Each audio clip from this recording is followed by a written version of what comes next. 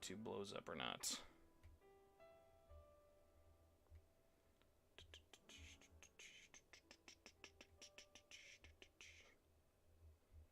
Alright. Hypothetically, we should be live. It's refreshing. Echo of myself. Alright. How's it going, everybody? And welcome to Shin Megami Tensei Network Link 272, 2 days late edition. I'm your host, Spencer Presley, and joining me for a surprisingly not sad solo stream is Rikku of the Katana fame. Katana Rikku, how's it going today? Doing pretty good. Thank you for reaching out. Thanks for inviting me. I'm always happy to be here. Hey, I appreciate you for coming on last minute, and I also appreciate... I don't know who said this recently. Someone was in our chat, like, when either someone shared a video about yours, somehow you came up and you weren't in chat, but there was a nickname for you I really appreciated, but I don't know how we're going to be able to use it yet. It was Mr. Big Dick Megaton Game Explain, and I was like, that's a really apt nickname. I mean, hey, if you get called that, that's not something you're going to correct for someone. That's amazing. I did not know that was going. Thank you. That's crazy. So yeah, man, I don't know. I mean, time is a horrifying flat circle, but it's been a hot minute since you were last here. I'm trying to think, what were we even talking about? I really have no clue. It's okay, but in whatever time that has been, also just want to say hello to everyone watching this live. Demi Crow, Ren, Molten Sky, Joseph, Gilberto, Doctor, Jajasu, and also to explain, apologies for this being 2 days late, everybody. I know there's no real news for you to actually care about, and B, I've just been super busy with life. I haven't actually gotten a chance to talk about this very much, but this has been like my last week, and it's made it feel like a month. In the last week, I have ended my current lease for where I live, had to find and start a new place where I'm going to be living in the summer, and get a car all at the same time, because I have been carless for 6 months. Yeah, it's a lot of stuff. But it is nice, though, because that is, it's done. I'm just sitting here now, extremely poor, but very ready to now start my, my very fun poor boy summer. But I mean, really, if there was ever a year to, like, put money into adult things, I think this is, like, a really good one, because while I think there's a ton of games coming out, I've really enjoyed, like, May, for example. There's, like, one new game I really want to buy, and even that I'm not sure if I'll buy like day one. So like, it's been nice to have like that wallet break of like, there's stuff to play, whether it be new from March or new in the like backlog sense. Like, how have you been enjoying like the, not the drought, but the slower temper since the first quarter of the year? It's okay, so it's kind of like double-edged, but I've been enjoying it because I'm able to tackle older games. Like we were just talking about Ape Escape about 20 minutes ago.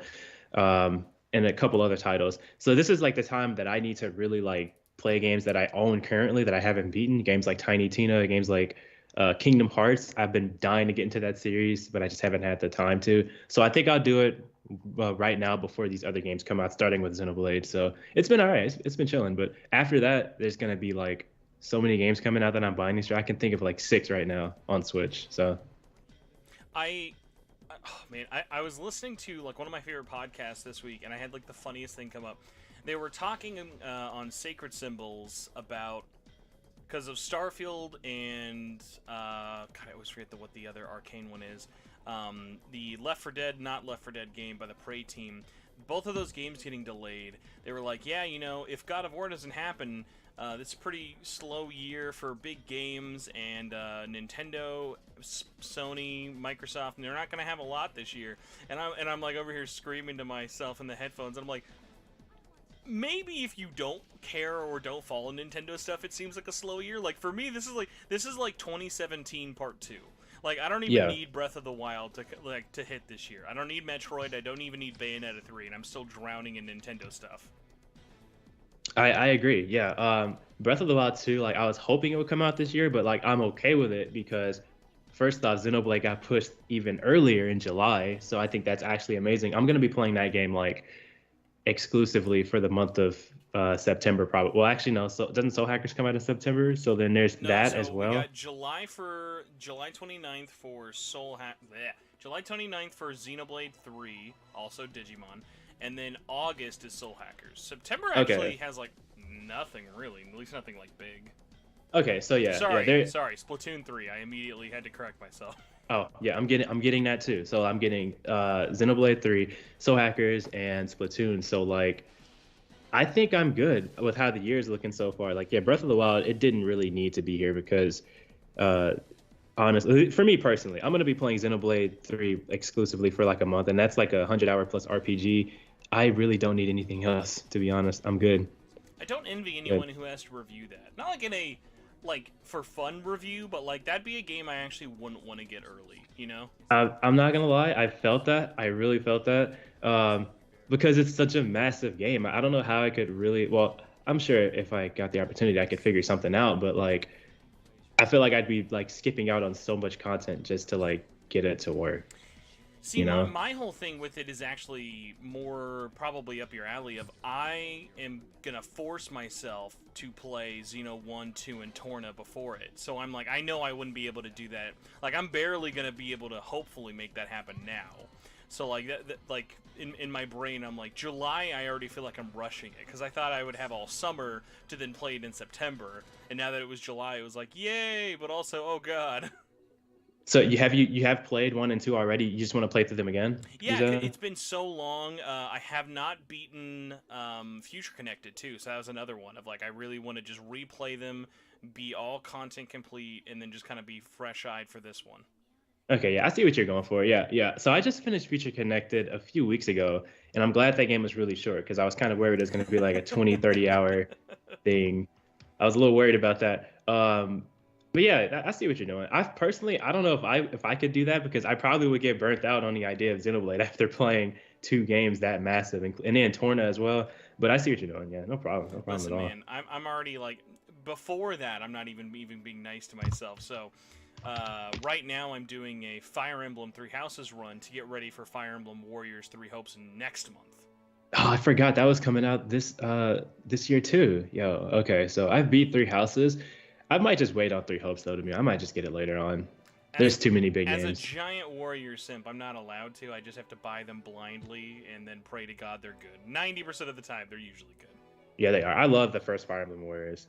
Played the heck out of that game. Still play it. Also, yeah, that's a weird one about Fire Emblem Warriors. Has a weird place in my heart because that was actually my first Fire Emblem game. I'd never played a Fire Emblem game before it, so there was like this weird collection of this series I am not familiar with at all. Yeah, that's exactly how it was for me too.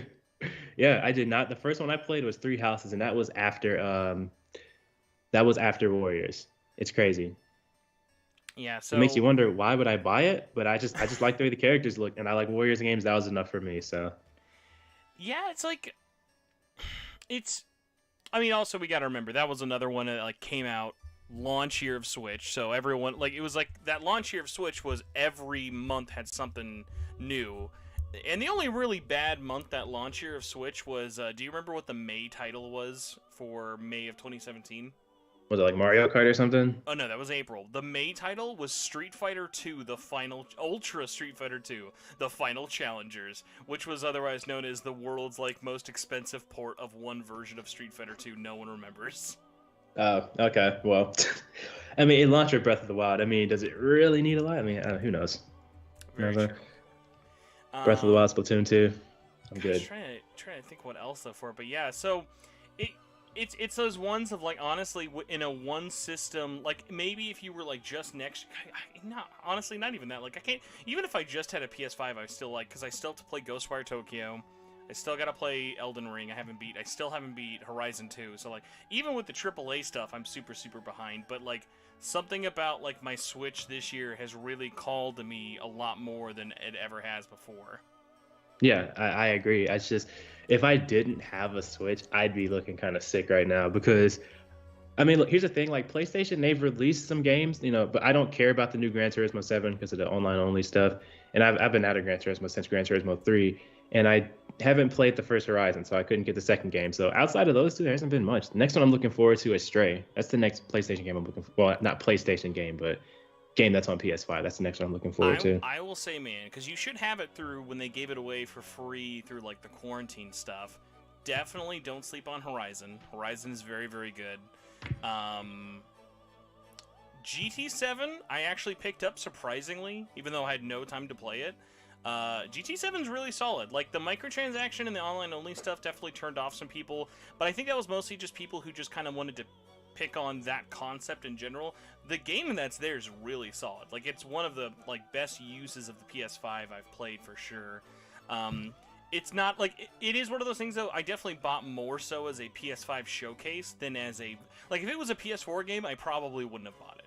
But because it was using so many bells and whistles on the PS5, that was the big, like, kind of game changer for me. Yeah, I agree. Like Gran Turismo, like I haven't played it since 3, but the ones I played have been really good. And 7 looked amazing. It looked extremely good, and gameplay wise, it looked like basically what you'd expect from a racing sim. And I think Gran Turismo does it the best. It's just the whole online only thing. I'm just not a fan of. I don't want to really like. I feel like they've got to fix that eventually. Like they know no one likes it. They have to.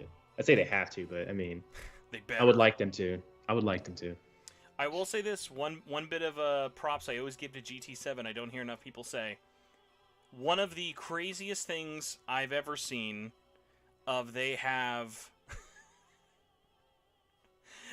a track by Fanatics featuring about 19 other people in the music industry, and for no reason at all also has Idris Elba rapping in it, and it's a song made just for GT7.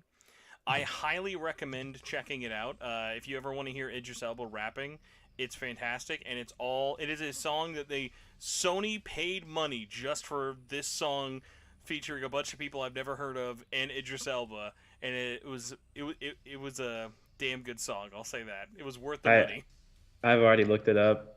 I'll check it out after we're done talking because that sounds interesting. Yeah, man. Hey, Idris Elba's awesome. Yeah, shout out to yeah, when he's not being Knuckles. He does a good job on PlayStation exclusive rapping songs. I still haven't seen Sonic 2, but you know what? I'll get it. I'll see it at some point. Let's see here. So yeah, long intro aside about other stuff we're playing.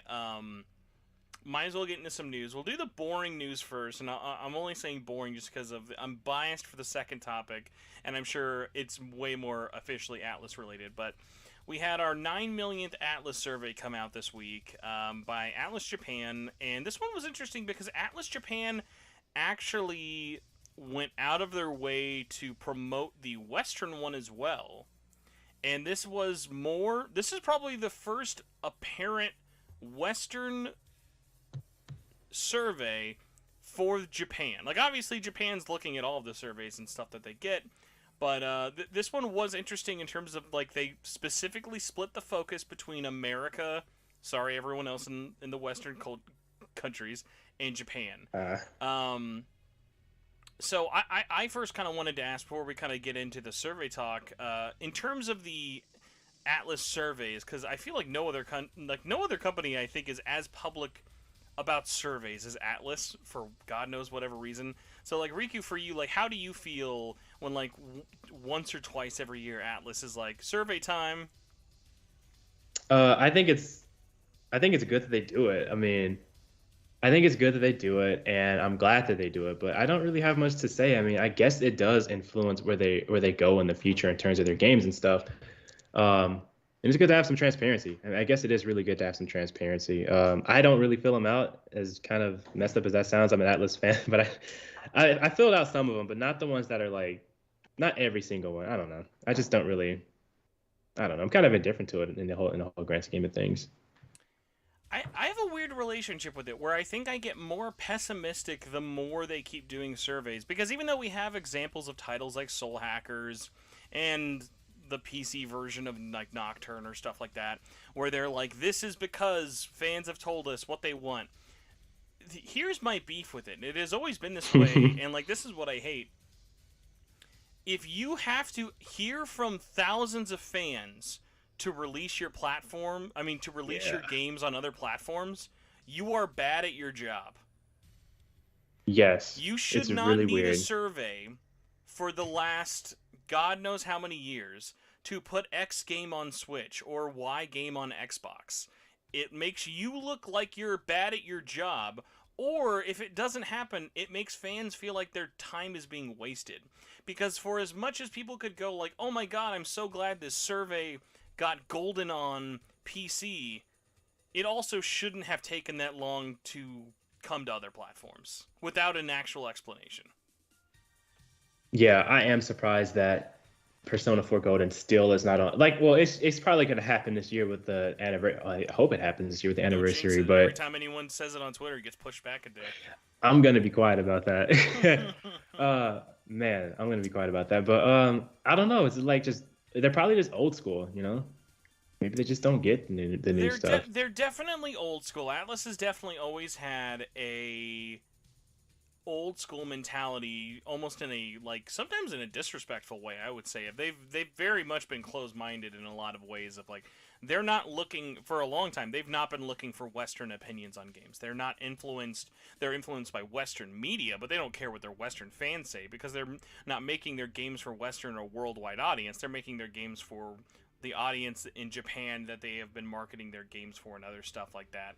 And even like Deep Weeb says in the chat, another great way to like show like how boneheaded this fucking company is them specifically saying, all right, we want only American survey results. If you're from Uruguay, or if you're from Lebanon, if you're from Antarctica, I'm gonna need you to get fucked. I don't care about your opinions. Like, it's like, what? It's a survey, dude. Like, what does it matter where it's from? Like, it's not like, Yeah. it's like, hold on.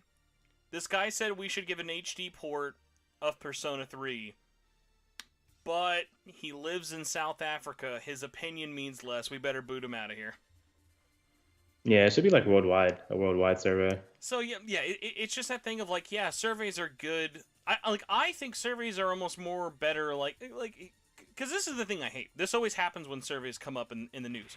Atlus hinting at future ports. Atlus hinting at bringing back Devil Summoner.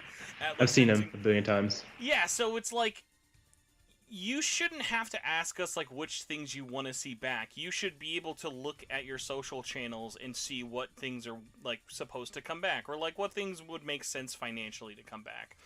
I Like, kind of assume that it's like a long-term thing. Like they want to see where they want to head in like the next like 5-10 years, maybe something like that. I don't know.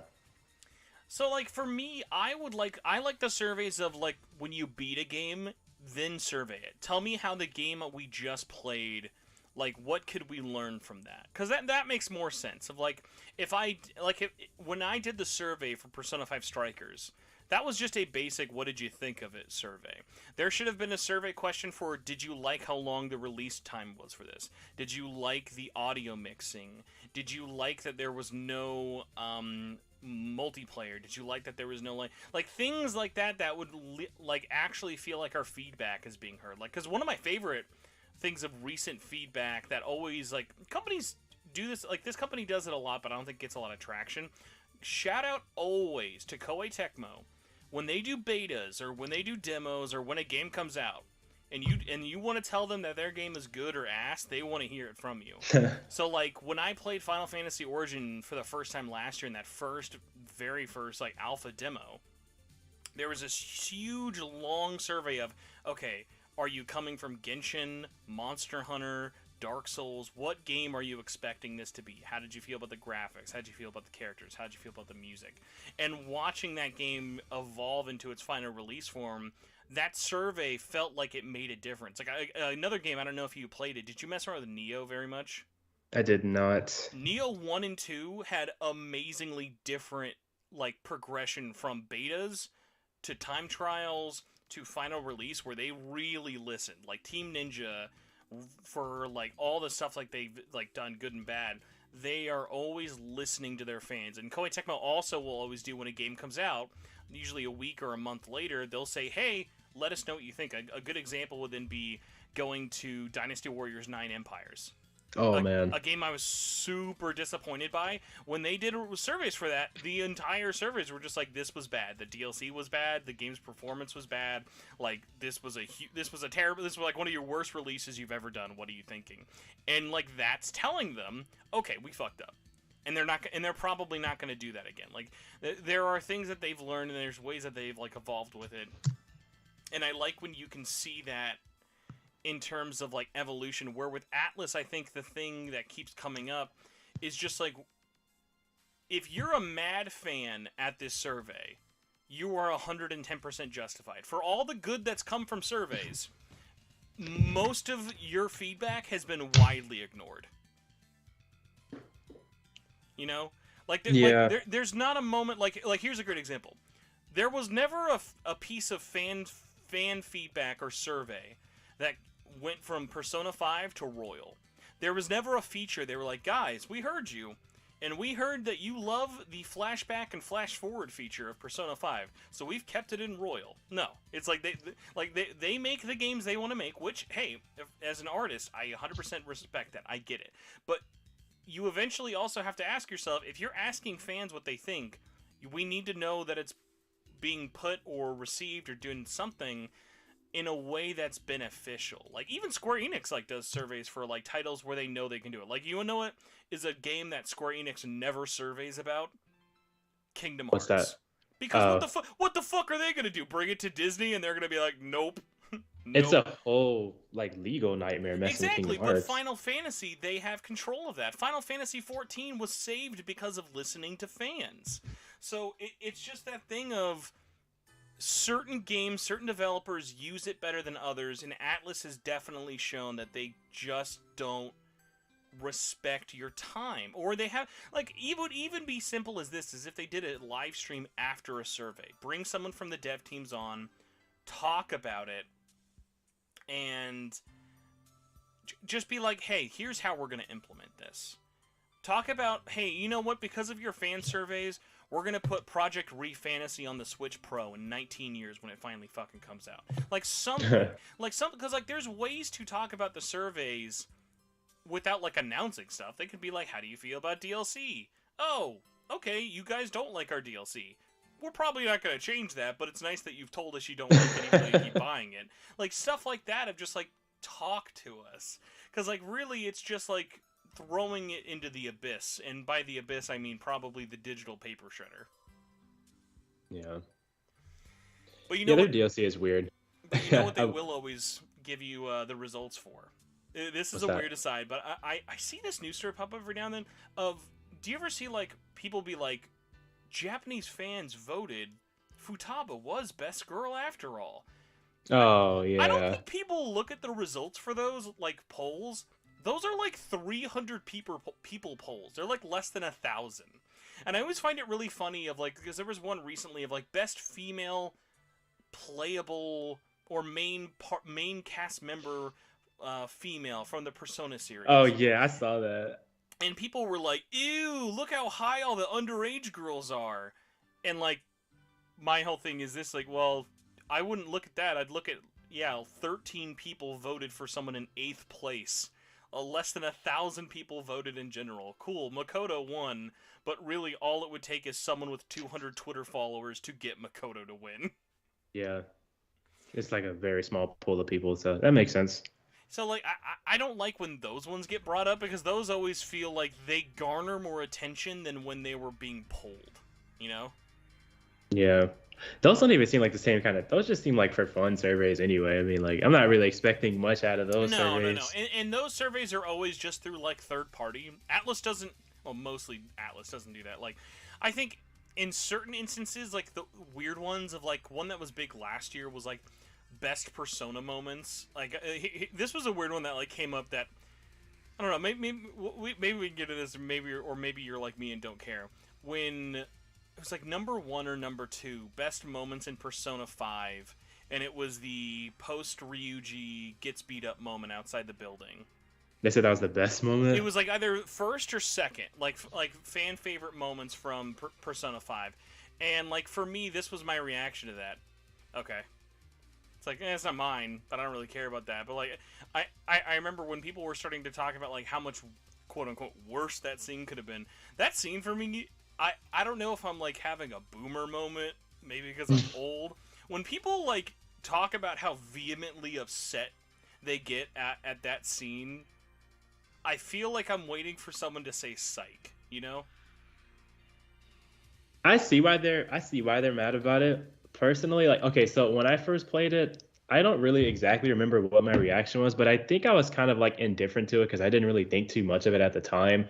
But I understand, because it's kind of I mean, I don't know, but maybe I shouldn't get into that. But I don't know. It's just a lot of weird stuff. But like, I get what you mean. Like, personally, for me, like, it's like, it's okay. I mean, I don't know. I don't know what to say. I don't really know what to say, to be honest. No, I it's don't know. a, I'm like just kind for me that just kind of scene, different to it. like, do you know that GIF of like the kid in school, and then everyone throws the backpacks at him?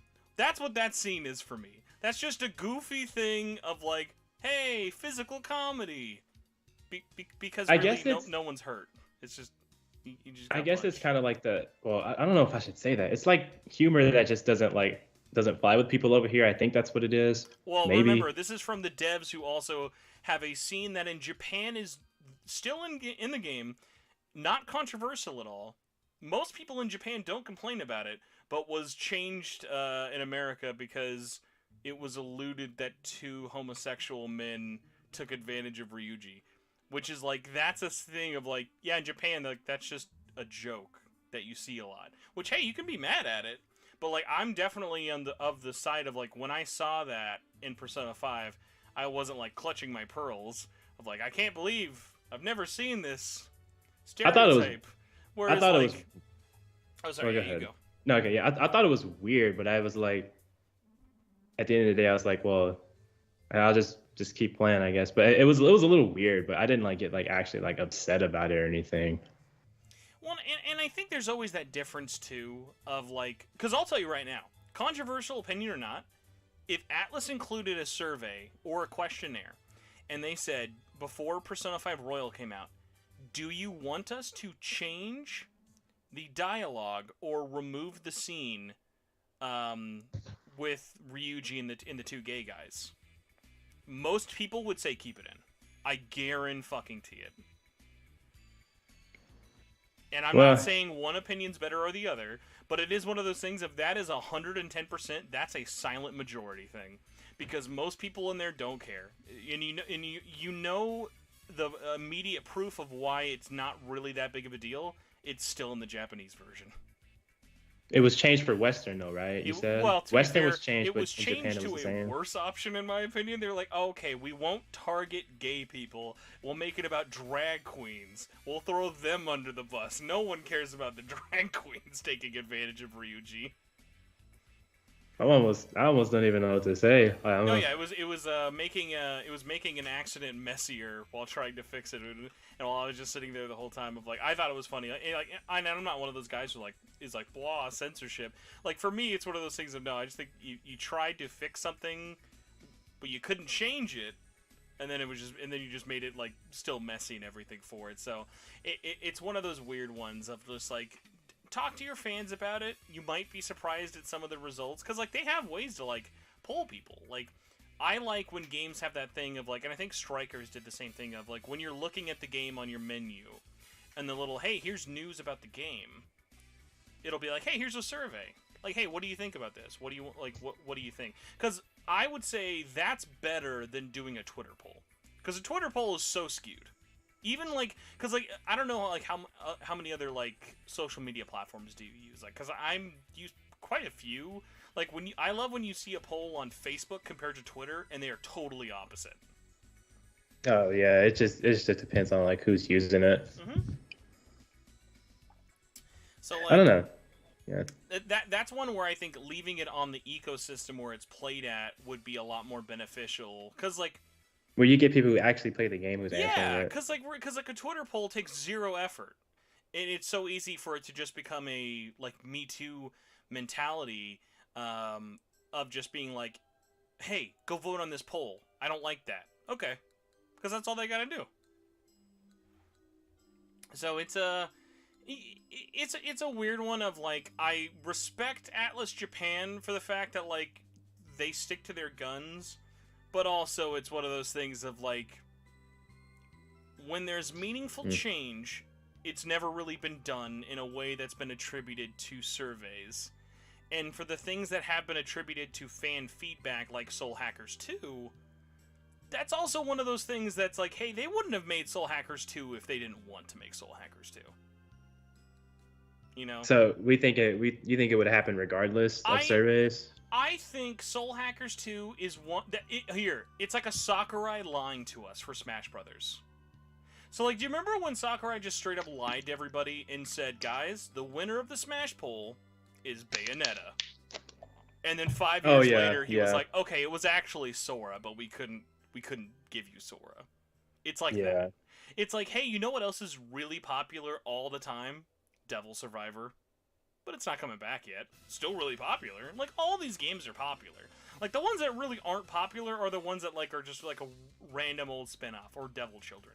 Like, for the most part, a lot of the spin-offs, even Raito, like, Raito is still popular, although, to be fair, that's also just Devil Summoner. So, like, if we flipped a coin and we woke up in 2022, we were seeing Devil Survivor 3 or Soul Hackers 2, I wouldn't be surprised either way, because it's one of those things of, yeah, it's got a legacy, it's got a fandom, it's got things like that. It's like eventually it would happen, I guess. Yeah, like, this will be the one that I think will be more interesting, because the way they've been talking about it, they are propping up Soul Hackers 2 to be a third pillar. SMT, Persona, Soul Hackers. I wonder, how it's going to do in sales. I hope it's not like a Lost Judgment situation, where Lost Judgment just fucking eats shit for sales. I hope it does well. I think it's set up for...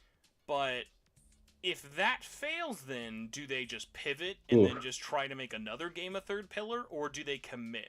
Because what I would think would be really interesting is I would be really interested if, let's say, 2 sells okay, but it sells like less than 1 million. Even though it's on all these platforms and it's a worldwide release, all that stuff like that.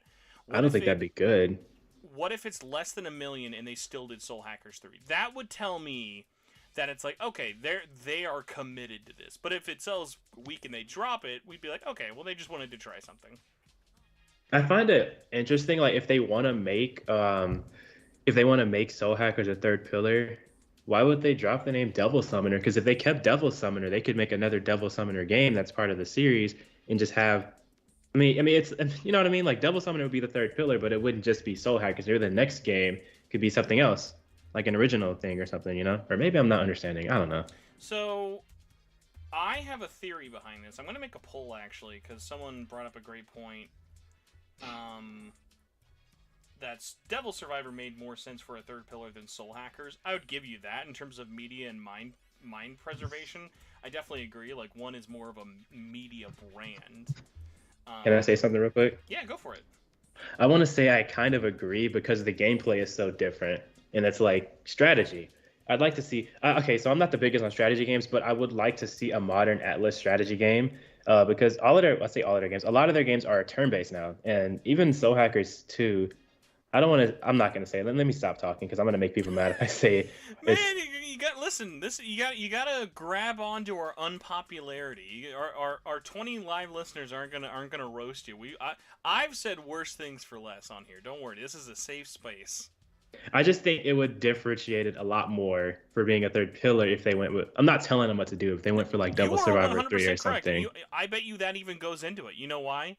Because it's a lot easier to take the engine from Tokyo Mirage Sessions and make Soul Hackers 2 than it would have been to take that engine and make Devil Survivor 3. Yeah. I just think it's so different. That would be really cool. To go into the naming thing, and I brought this up a couple of times, but I'd be curious what you think of this, and everyone else in chat who hopefully has not heard me repeat this a bajillion times. I think it's smart they dropped Devil Summoner. I think dropping it and SMT was really wise. I think you make it more of a word salad. I personally would have dropped the 2 and just called it Devil... Sorry, I would have just called it Soul Hackers Ringo's Memory or something like Everyone's Gonna Die, whatever, like something like that. The 2 is kind of more of a turnoff because I've always been a fan of the give it a subtitle, not a number. Because one of my biggest things I hate is... I hate that for SMT3 Nocturne, and I don't think many other people complain about this, I hate the fact that they called it SMT3 again in the West. Because I'm like, who's going to buy SMT3 Nocturne HD Remaster when it's like, just call it Nocturne HD. No one is going to buy it because it's the third one of this series you've never sold as the first or second game in the West in 10 years for. You know? Yeah. So you're saying like for the Switch and PlayStation 4, you're glad they brought back the number, the No, number no, no. three? I hate that they brought that back. Oh, you I, hate I it. My would. bad. I wasn't. I understand the way they did in Japan because Japan has always been called SMT3, but in the West they dropped that number for a reason. Because who the fuck was selling SMT 1 and 2? So Yeah. why would they, why would you call it the? It like goes back to like the Final Fantasy thing of like it's not a high enough number like Final Fantasy 16. No one's gonna be like, I don't know, man. I better play those first 15 games because like. There's a reason Nintendo didn't call Xenoblade X Xenoblade Chronicles 2, you know? It's like completely different, right? It's, I haven't played it. I played all the different. other ones. It's gonna it's a thing that can turn someone off of like you want the recognition of the main name like Soul Hackers or Shin Megami Tensei or even just honestly I would say in America at least for that release Nocturne was more popular than SMT as a term for many years. Just because it was a thing of no one was calling it SMT Nocturne. They were like, "Oh, I played Nocturne." Yeah, I remember hitting up a GameStop. I was just talking to the person. Yeah, I played Nocturne. Blah blah blah. She liked it more than 4. I was like, yeah, she just said Nocturne. That makes sense. That makes a lot of sense. So yeah, like I think the name for Soul Hackers 2, keeping the 2's weird, but also Japan likes having their numbers for a lot of things, even when it's not going to help anyone. Like remember, they're calling this 2 to a game that's not had a release since 2013. It's been 9 years. That's the weird thing to me. For Nocturne, I kind of think it makes sense because with SMT4 and all that was out at the time, so we have like a number that we already have a numbered game in the West. But Soul Hackers 2, like that is weird, and it's like completely different from what I hear from the first game. I don't even think it has the same characters. Like completely new cast of characters, right? Well, yeah, it's like the way I always tell it to people. Like anytime anyone's like, "Do I need to play Soul Hackers 1?" It's just like, it's The Force Awakens. Do you need to? Okay. No. Will it help you? Meh. It's going to lead to moments like, oh, I know the Millennium Falcon. Oh, I know the Spookies. I know Sakurai. So I don't think it's going to be like a huge deal, but I think, yeah, Soul Hackers subtitle would be really, really nice. It would be like, yeah, like you said, it just bring back the name, but like it's still its own thing, even though this game is still its own thing, but you know what I mean? They should have just really fucked with Bandai Namco and should have just called it Soul Hackers 2, Hacker's Memory. What is... Oh, sorry. Soul Hackers 2, Hacker's Memory is the sequel to Digimon Cyber Sleuth. Oh. And both of those games are super, super derivative of SMTN monster collecting. Okay, see, I don't know anything about Digimon, so I was like, wait, what does this mean? Man, my bad. You would, if you ever pick it up, because the Switch version is really, really cheap. It's got both games. Those games are really, really fun. They're not too long. They're really good music, and I always forget who does the music for it. But yeah, Cyber Sleuth and Hacker's Memory are super awesome. And Wolf, that comment better have no sarcasm. Said Cyber Sleuth is my favorite Megaton game. If that's a serious opinion, I will respect you 10 times more than I already did. So I hope that's a real no sarcasm statement there. But yeah, like so. Wrapping up the whole survey thing, I at least would want to say, if you're gonna keep doing surveys, start showing us why they matter. Like, you know what would honestly have been cool? Because, like, even going back to the Soul Hackers thing, we only know that they attribute fan feedback to Soul Hackers because of an interview in a Japanese-only interview. Like, it's not something they had in the announcement trailer. Because, like, I think those moments are crazy. Like, here's a good one. When Alan Wake 2 got announced, no one was like, man, corporate America making Alan Wake 2, this game that barely sold anything on Xbox 360, and we've been dying for 10 years. Oh, boy. No, that was like, this is for the fans. They could have made Control 2. They could have done fucking Quantum Break 2. But they were like, no, we're gonna do Alan Wake 2 because you guys are super, like, you guys, like, here's another one. Again, going back to Remedy. Remedy is making Max Payne 1 and 2 remade. Yeah. If you told me like, hey, Max Payne's coming back and Remedy, the creators of it, are remaking it for Rockstar in an official game, I'm like, that sounds like I live in a fantasy world, and I don't believe you. That was that announcement. They just like casually dropped it on Twitter, right? If I recall correctly. Yeah, it was basically like an investor thing, but like honestly, like that's one of those ones of like the earlier you do that, the better, because that's like one of those things that if that leaked, I wouldn't have believed it. It's like with all the Silent Hill rumors right now of like, oh, Bloober Team's making a game, Silent Hill 5 is happening by a Japanese studio and all these other things. It's like some rumors, even if they are true, sound too good to be true. And Yeah. Remedy's always really good. Like they always want to be as upfront with people as possible when they can. So It's pretty cool. It's pretty cool to see something like Alan. Well, I haven't played the first one, but I think it's cool because I remember hearing about it back in the 360 days years ago. Get that remaster. It's super Oh yeah, cheap. it is coming to all consoles too, at least. Well, yeah, the remaster's already out on everything except Switch, and the Switch port should be out sometime like this fall. If I get it, it'll be on PS5. Yeah, so that's just what I'm really cool with. So like, and like it's such an easy fan win, you know? Like, imagine how much more cool it would have been if they were like, hey, instead of like, and I get it, they wanted to do the countdown, but you know what they could have done before the countdown ended, or maybe before they announced the countdown, which is like, hey, Soul Hackers is coming back. This is because the fans are loud as fuck. Like, if they ever finally put out SMT 1, 2, and IF officially in the West, they better attribute it because we won't shut up about it. Like, if Phil Spencer finally gets on stage and wants me to fillet him for at least 90 minutes, he will renounce Shin Megami Tensei 9 HD. And that will, let's be honest, that's for the fans. Yeah, that's definitely for the fans. No one needs SMT9, but that's one that's like, listen, you guys are weird. You guys want this. We'll make it happen. There you go. I want that moment with like Ape Escape. That's what I really want. As unlikely as that is, that's what I really. I believe Ape Escape could come back. I believe Ape Escape could. I just don't know who would make it. I would like to see a Sobi team make it, but I also want them to keep doing Astrobot, so like that's like a weird double-edged sword. But if we're in a world where the Gravity Rush / Silent Hill 1 and 2 team can now be making Slitterhead, I have hope for a spiritual successor to Ape Escape, because honestly, Ape Escape doesn't need to be Ape Escape. If it plays like Ape Escape, that's all it needs to be. Give me the playing controls and the music, and I'll be happy. I want it to be Ape Escape, but I see what you mean. If they get Soichi Terada back, I'm happy. Mm-hmm. But I want it to be Ape Escape. And your team is Sobi, they can make their own thing, you know. But, you know, who knows? Oh, man.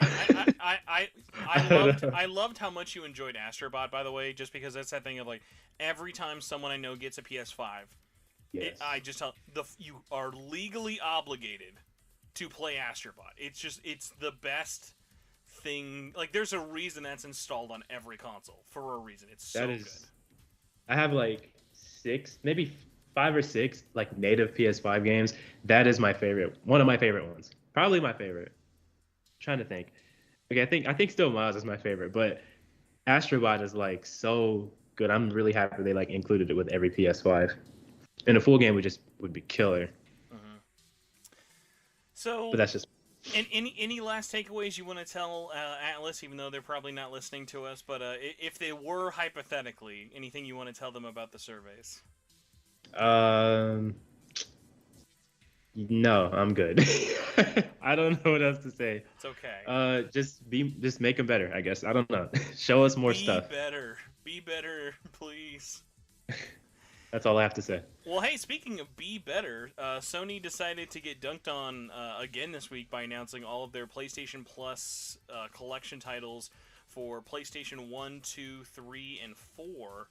And some interesting news we actually just found out today was Ben Studio from Days Gone and Siphon Filter fame announced that PlayStation 1 Classics and presumably PlayStation Portable as well will have trophy support, which is crazy because like I feel like kind of going back to like news you see a lot that maybe never happens. How many years, Rikku, does it feel like we've seen the news story of patent for classic games with achievements coming to PlayStation, and it never did? It's too many times to count, I guess. So we now know that all of the PlayStation 1 games will be coming with trophies, and Platinum support is happening, at least for Siphon Filter. So now I need to ask myself, I am not even need to ask myself, I need to prepare myself mentally. Because, like, all of these games, all of these classic titles that I've played and sunk hundreds of hours into, going back to Ape Escape, Hmm. if I'll be honest, I love Ape Escape. If Ape Escape just came out again on PS5, I probably wasn't going to play it right away. But because it is trophies, all right, let's run through it. Let's go do that. So The trophies. it's a thing, like, it motivates a lot of people in interesting ways, or at least motivates or dictates how a lot of people play. So Sony announced very few titles. It's coming out actually like next week in Asia. Not a lot of people know this, and we'll get it in June for America. But what is announced is not all of it. They've said eventually there will be up to or over 700 games, including PS1 through 5. But the classic list is kind of what most people are going to care about, because these are games that you haven't been able to play before.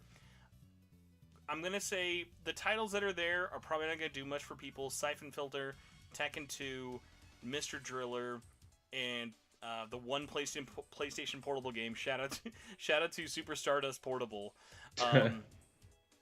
It's a pretty weak way to start it, but there's a lot of potential.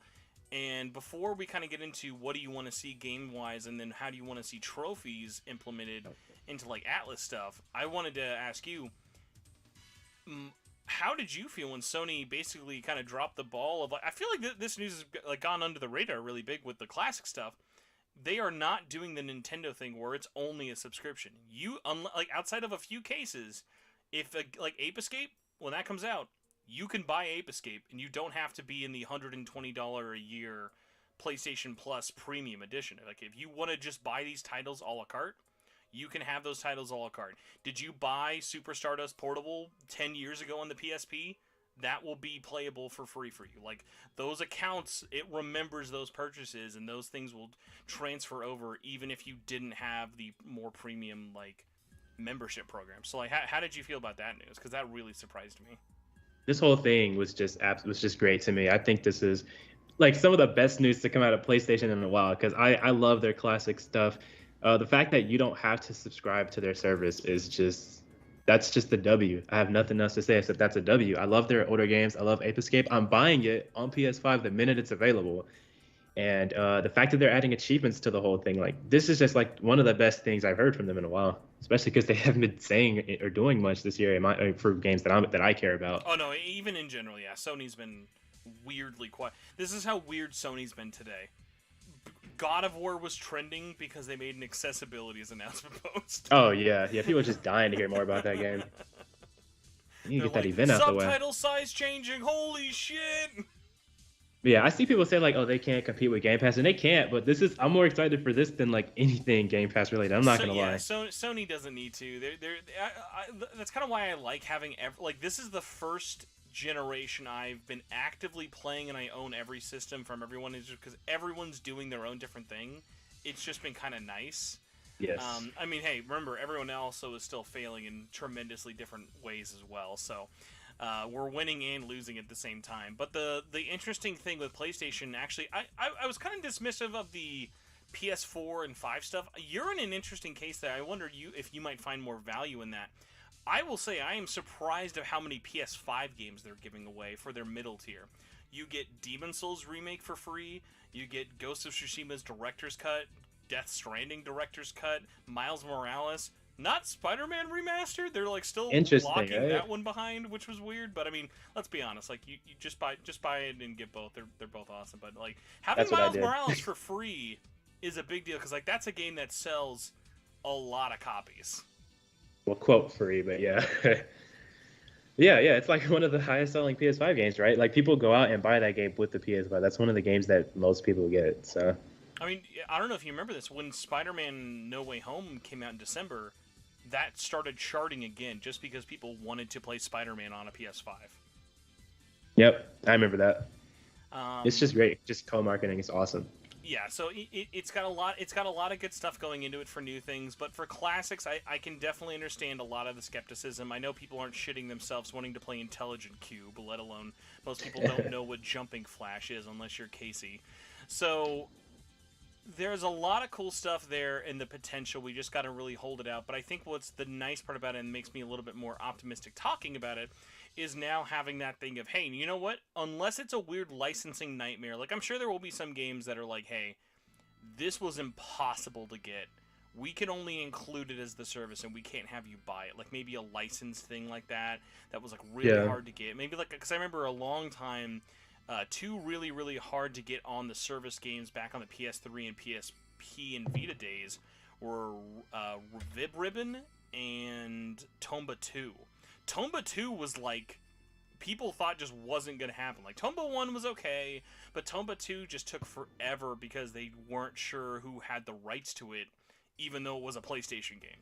Like, it was just all these different weird rights travels and stuff. So, I'm excited for what that means for the fact that I'm assuming in most cases, if you want to buy a game, if you want to buy Ape Escape, if you want to buy Siphon Filter, you won't have to pay the subscription service. Because most people, while subscription service makes a lot, like, it's definitely a vocal majority of people like subscription services, even though there are way too many out there.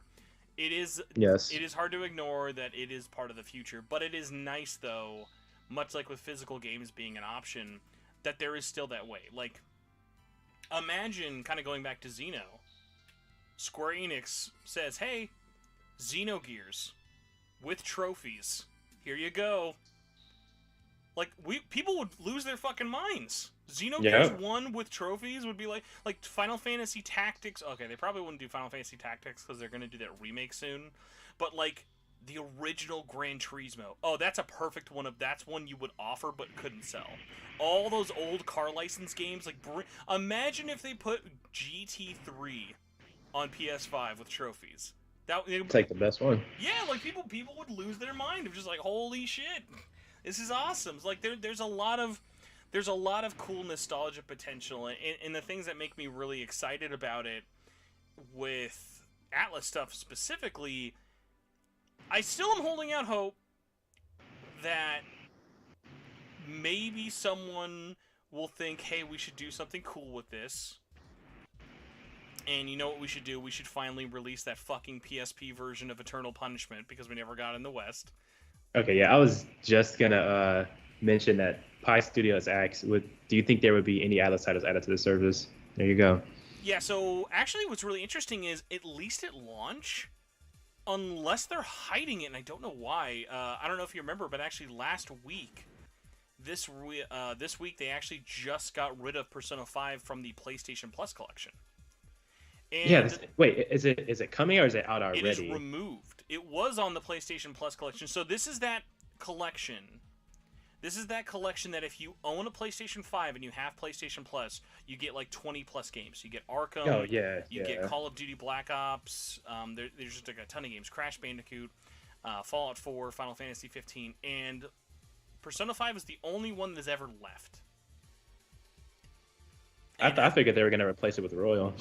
And as I've had it explained to me, that PlayStation Plus collection is being phased out to focus on this new 3-tiered system.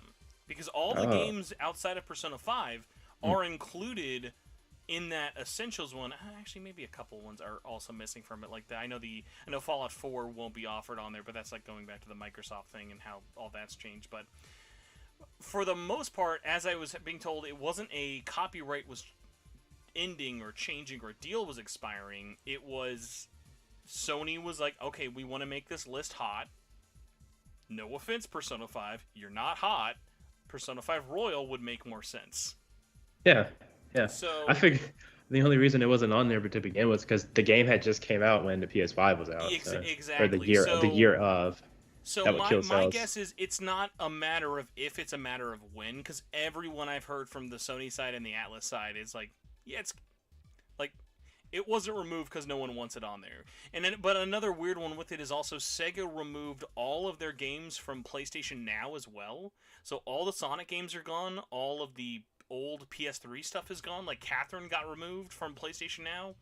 or will be getting removed soon when this happens. So there's a lot of like weird stuff of like, and again, removing Catherine would make sense because there's Catherine full body, but there are differences that you would be missing. So like I would understand having both, but then you also get to that thing of like it's a confusion thing. Like if you have Puyo Puyo Tetris 2, there's really no reason to play Puyo Puyo Tetris 1, even though there is a story mode and all that other stuff. Like for the most part, people are just going to play Tetris or play like Puyo Puyo. So it's that thing of you want to make it as simple and like idiot-proof as possible.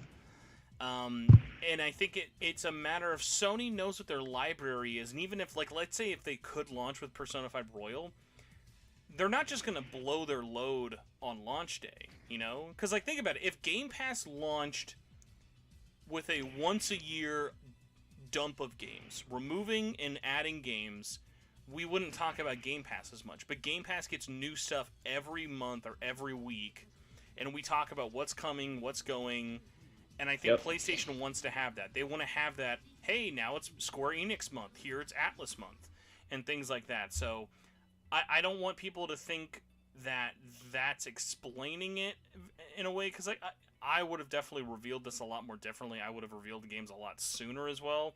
But again, Sony's in first place. They know that they don't have to sell this to anyone. They know people are going to sign up for it anyway. But yeah, I kind of want to ask you and also to chat, like, so what's the...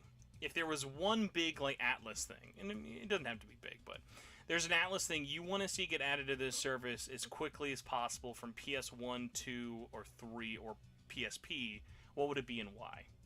PS1, PS2, PS3. Oh, okay, so from the PS2, I'd like to see Persona 3 FES.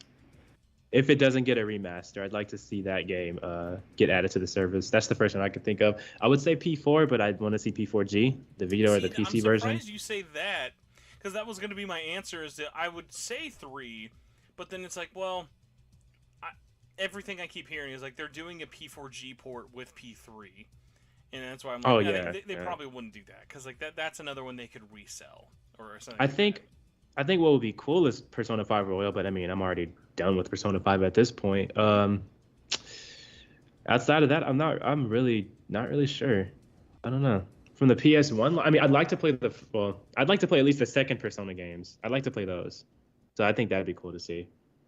What would you do if you're Atlus? Do you do the PSP ones or do you do the PS1 games? Because I feel like you don't dump both versions at once. That just leads to confusion.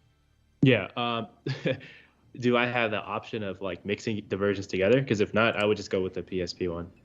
I would say mixing, yes, but then that almost gets into that's a lot of work, whereas these are really just ROM dumps with trophy triggers.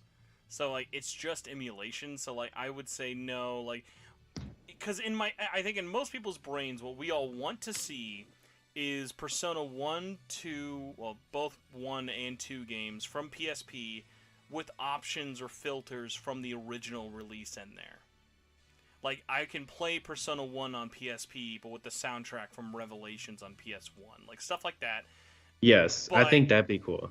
But then that, again, you get to a point where, like, that's more work to the point where it would just be a remaster.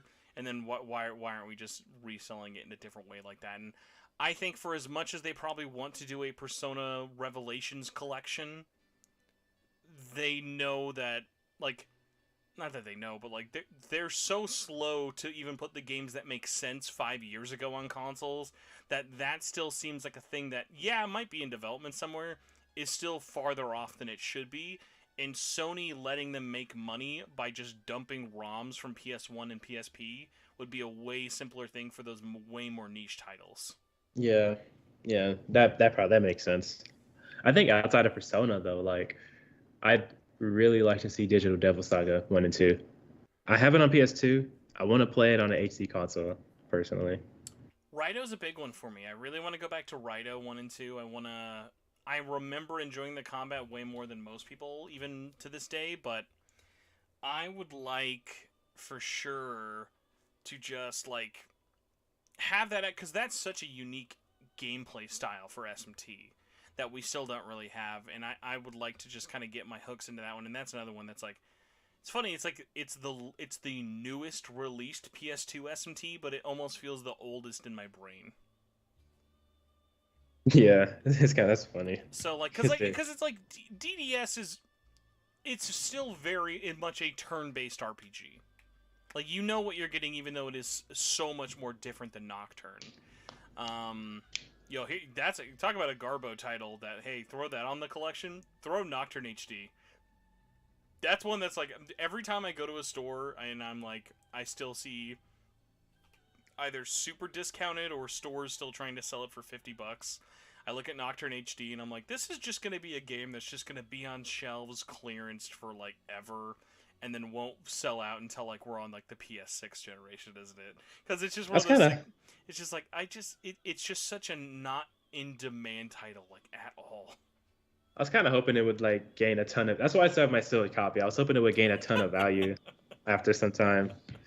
So I'm gonna God, keep that still in like the God next 20 bless years, I man. guess. Yeah, I mean, hey man, every time I've ever thought a game that like I never thought Persona 3 or 4 would ever get rare or Nocturne. Nocturne's not really rare anymore, especially because of the HD version. But like the fact that Persona 3 and 4 cost more than $20 now, it's hilarious because like when this podcast started 10 years ago, you could buy every Atlus game on PS2 sealed for $20, including DS2. Wow. Yeah. Um, Nocturne HT Super Mid Remaster. I think it definitely is like a little disappointing. As it's for a remaster, I like the game. yeah, it's a weird one. Like it's a solid game, but it's not a $50. It's not $50 worthy of a remaster and stuff like that. I remember thinking before it came out, like, are people gonna go out and buy this for $50? No. Like a PS2 game that doesn't run well at all on Switch and has other issues. But hey, I can't remember the all sales. they needed to do was just put it out and hope people talked about it enough for SMT5, and at least that worked. Yeah. See, I think DDS is going to be the big one. Digital Devil Saga is the one that a lot of people want. And honestly, if I'm Atlus, considering how mixed the reception was to Nocturne HD, I'd probably just dump those ROMs on the PlayStation Store and add some trophies. You might not make as much money as Nocturne HD, because Nocturne HD is a weird one. In Japan, it sold way more than they ever expected. It sold hundreds of thousands of copies. In the West, it sold like a heater in summer. Yeah, you sold a couple, but like, it was just one of those things of like the sale. Like even when like I see sales for it, I don't ever see people being like, "Gosh, should I get this?" It's like you're gonna get it or you're not gonna get it. It's like it's not a title people are going to recommend in droves. It's never gotten to that like, holy shit, it's so cheap you have to get it price. Like the lowest I've seen it is 20, and even at 20, I'm like, you could probably hold. Like it's just one of those things like you don't need to play it. It's not a great HD remaster. Like, it's inoffensively... Like, it's not bad to the point where people are going to talk about it for days. It's not like a Super Monkey Ball Banana Blitz HD, where, like, I hate it, but I still played it, and I still talk about it. Whereas, like, when I finished Nocturne and I platinumed that game, I stopped thinking about it, like, for as long as humanly possible. I was like, cool, I'm never going to touch this again. So I had it for a review. I finished it, played it, and that was basically it. I didn't even do a second playthrough. Yeah. As someone who did platinum that one, that's one I always like. I don't recommend that one. That platinum made me not like Nocturne more. I was like, this is not a fun game to get the compendium 100%. This is not a fun game to get all the endings. Like I enjoyed it more when I got my first ending, and I should have stopped there. But I was like, nope, I'm gonna commit. I'm gonna. I was frustrated. I was frustrated when I was playing it. I was just like, why? Because it's an old game, and I ain't trying to make nobody mad, but I don't know. It's a good game. I still like the game a lot. It's no and Kingdom for an Hearts SMT 2. game, it's great. I said it. I'll say it right there. I can't comment. I've only played some of the first one of the first Kingdom Hearts. But it just kind of like frustrated me. I'm like, why is the game designed like this? Just these weird choices, and it's whatever though. The game's still good, so whatever. I'm not gonna say too. I don't want to make nobody mad. No, it's okay. Uncontroversial Rikku, I appreciate it. The Switzerland of podcast guests. Yeah. So, trophy support. How would you want to see? What do you think is a good trophy list? Like for you, like what's a? Because like I'm sure, like because I know you said you're not like a trophy whore or a trophy collector like I am. There are bad trophy lists out there. Like Persona 4 golden. Yeah, I'll say it, that's a bad trophy list. Like, there's good trophies, but there are things like the Reset Fan trophy. That's bad. No one wants to hear every line of dialogue from Reset in a untracked manner to get a platinum. Like, there are like things that are not fun. I think Royal, that's a great trophy list. You can do it in one run. You experience most of the game, and it still takes you around like 70 to 80 hours to get that platinum. Like, that's it feels rewarding without having to do 100% of everything, you know? I understand that. For trophies, I are we talking about Persona? Like if Persona gets added to the list, or Yeah, like any so Atlus for game? this one, let's say, or any of them. So DDS, Persona 3, like here, well, because you said Persona 3, so let's say, so you're designing the trophies for Persona 3. You've got a platinum, you've got as many trophies as you want. How are you designing that outside of do story beat A through Z? I'm gonna sound like a fraudulent person, but I still have not played Persona 3. I've only played 4 Golden and 5. But I guess I can give a general outline, right? I could do Yeah, that, because I right? mean, like I said, the only ones you wouldn't know are the story spoiler ones, and those are like just the boring like ones in general. Like, would you Okay. want 100% completion? Like, is that something you like in a game's trophy list? No, personally, I don't have the time to do that on basically any game ever. 100%. Well, it depends on sometimes 100% is easily obtainable. But for an RPG, like getting all the demons of the compendium, things like that, I don't know if I would do that. I didn't even do that for SMT5. But for a trophy list, okay, so obviously beat the game, new game plus. If we're talking about Ooh, all right, Persona, that's strike one for me. no, New game plus. That's an addition. That's the DLC section. I don't want no game to understandable. require new game plus unless you're a 10-hour game. New game plus should not be required for a platinum. That's a strike again in my book. Okay, that makes sense. That's fair. Okay, so what about like maxing out all of the social links in Persona 3? Honestly, that's another one where I'm like, if I have to play the game with a guide or a game fax, that's not fun. Or like, if I have to use a game fax to get the platinum, that's not fun. You know? Fair enough. You're not wrong. Like, I think there's a chance that's possible. Like, I would do this. Not have a trophy for every like there's one, let's say that's a silver or gold. You get every character social link maxed out. Have a bronze trophy for maxing out each character. So it's not required. It's not like, hey, do all this work for one trophy. It's like, hey, there's like 20 bronze trophies here. So that way, if Each you do for multiple playthroughs, or if you want to do save scumming, it's easier for you to try and get them all as opposed to do it in one run. yeah. Okay, I do like that idea. Each trophy, each bronze trophy for each social link. That's cool. That's cool. What about do a certain amount of damage in a single attack? Those are fun. I like those. Those Yes. are like because that's as hard or as easy as you want it to be. Like it's like, okay, put it on easy and then do like a Megadolon or something, and then you make the trophy pop. Because Nocturne actually has that trophy. It's like do 99999 or whatever. I like. Oh yeah, shout out to the Arena Platinum. That trophy list fucking sucks. Arena has a terrible trophy list. Ultimax is better, but still a lot My of boy BS Christian. ones. Sorry, somebody's in the chat. My boy. No, it's okay. Hello, Chris. I almost said Chris Chan. That's a very different Chris. Oh, that's the yeah. I'm not getting into that one. Christian I gets the remember when props that at was a least. thing. What's up, Christian? But no, like, so here's what I want to see what you think. Beating the game with, like, either a base persona, never sacrificing outside of, like, needed, like, no fusion run might be a fun one, or, like, oh, here's one actually I really like, of never change equipment. Like, so always have base equipment. That would not be obtainable for me, but that'd be a pretty nice challenge. That'd be a pretty cool challenge. For the you saying keep the persona, keep one specific persona through the whole experience. Yeah, like, have, like, basically a ride or die or whatever. Like, something that's like, hey, That don't ever get rid of this.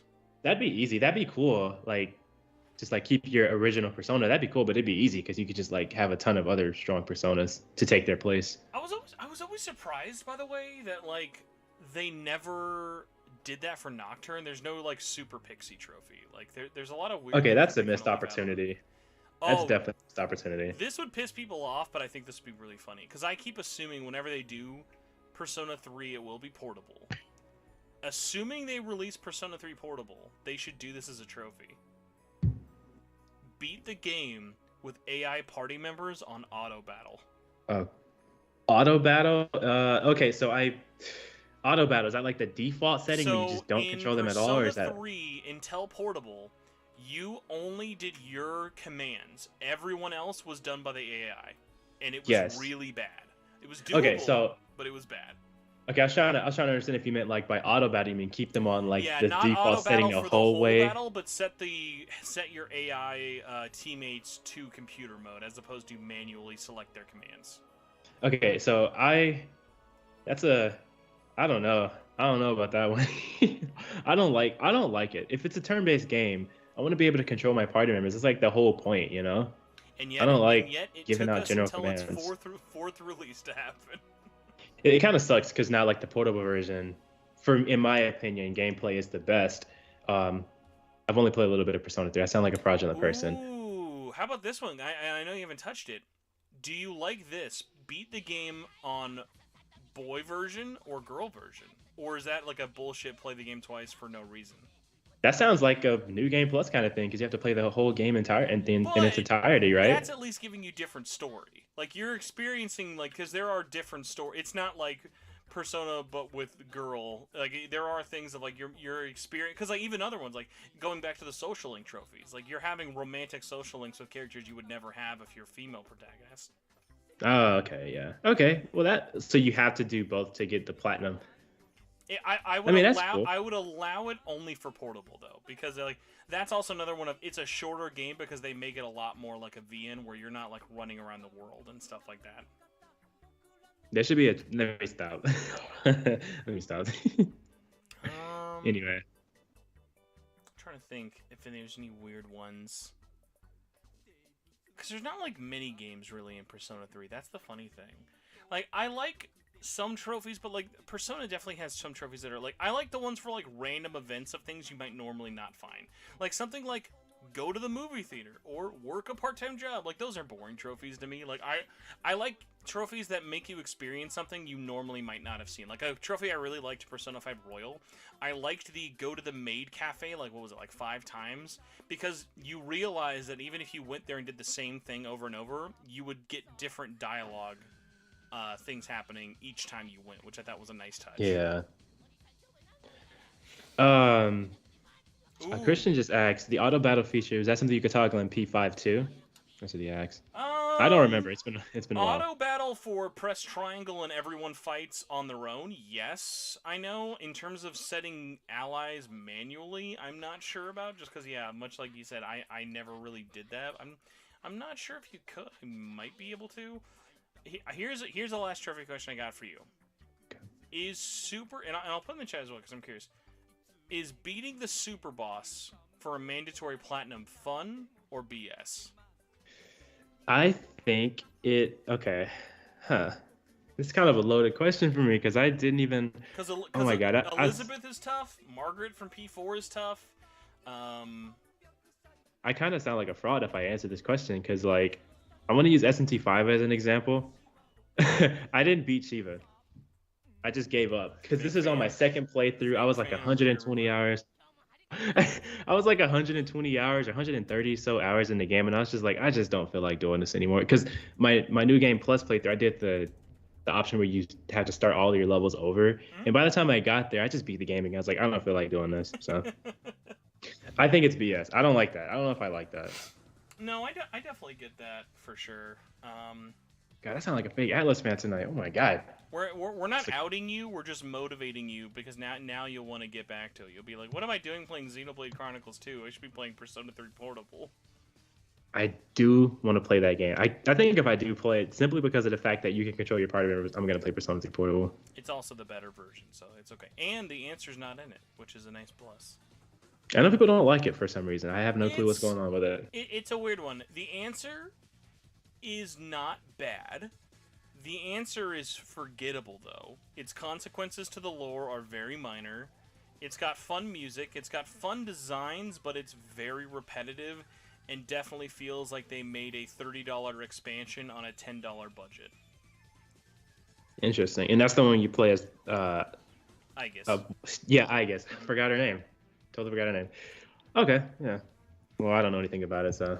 It's okay. And you know what? If I play portable, you get one of the the most forgotten characters of all time. I think her name is Midas. I always forget her name. Let me see if I can remember it. Mida. I'm not sure if that's correct. Mida.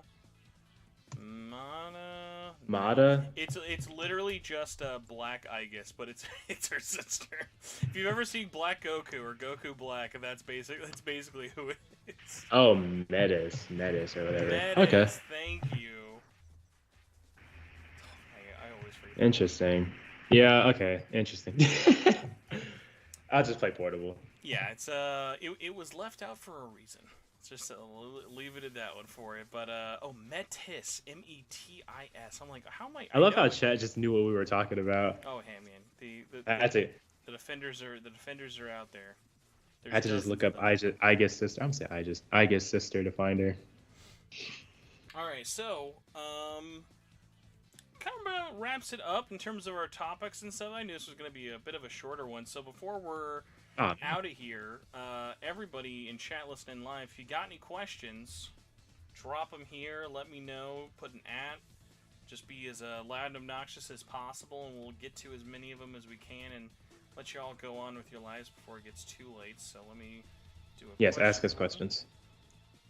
And I know we actually have one on Twitter, so we'll start with that one first, because that one I actually wanted to pick your brain about.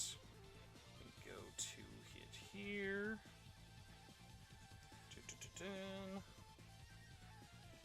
Live polls, I think, have been a thing since, like, at least the last year or so. I might be wrong.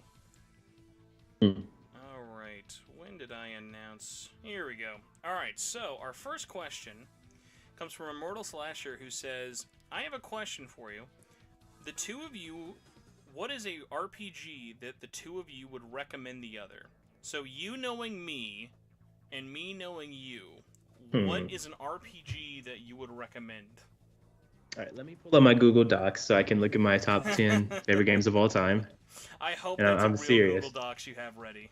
100%, it is legit a thing. All right, I'm gonna go on a blind one first while you're prepping it. I'm gonna think of one you've not played that you should play that you probably think is pretty dope. I think, and if you've played it, I'll think of another one because there's always a bajillion RPGs to play. You should play. Ooh, God, I have a lot of RPGs. It's tough. RPGs. Have you played The Lost Child? Have not. That's the Wii game, right? No, The Lost Child is a SMT-like game. Oh, never mind. It's okay.